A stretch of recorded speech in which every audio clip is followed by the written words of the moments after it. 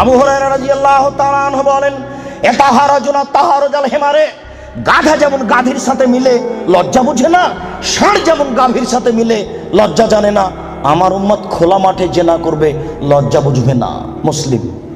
গাধা যেমন গাধীর সাথে মিলে লজ্জা বুঝে না, ষাঁড় যেমন খোলা মাঠে মিলে লজ্জা জানে না, মানুষ তেমন খোলা মাঠে জেনা করবে, লজ্জা বুঝবে না। এটা আপনাকে আমি কি দিয়ে বুঝাই, আপনি নিজেই বুঝেন।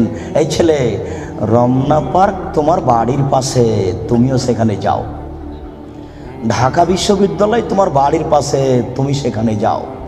আর ওই কোথায় জিয়াউর রহমান সাহেব মারা গেলেন, হাড় হাড্ডি নিয়ে এসে সংসদ ভবনে পুঁতে দেওয়া হলো। শোনো, গোটা মাঠ হলো জেনার কারখানা। এই রাস্তা দিয়ে মিনিটে লক্ষ মানুষ হাঁটে। ওসি যান, দারোগা যান, চেয়ারম্যান যান, এমপি যান, মন্ত্রী যান, ডিসি যান, এডিসি যান, মিনিটে লক্ষ মানুষ যায়।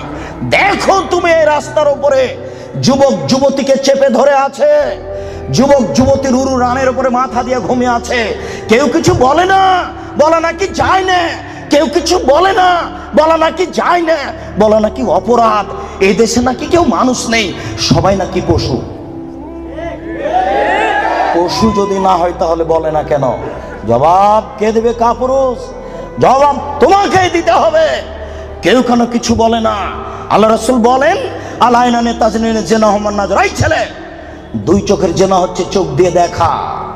অল ওজনানে জেনা হুমাল ইস্তেমাও, দুই কানের জেনা হচ্ছে কান দিয়ে শোনা। ওয়াল ইয়াদ জেনাহাল বাতস, হাতের জেনা হচ্ছে হাত দিয়ে ধরা। আর রিজিল জেনাহাল মাসি, পায়ের জেনা হচ্ছে পা দিয়ে চলা।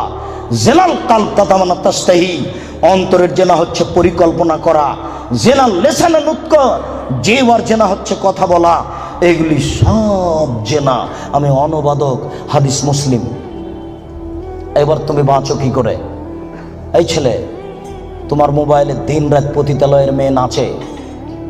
শোনো, আল্লাহ রাসূল বলেন, ইন্নাল মারাতা এজাস্তাতারাত, যখন কোনো মহিলা সাজসজ্জা গ্রহণ করে, সাজগোজ করে।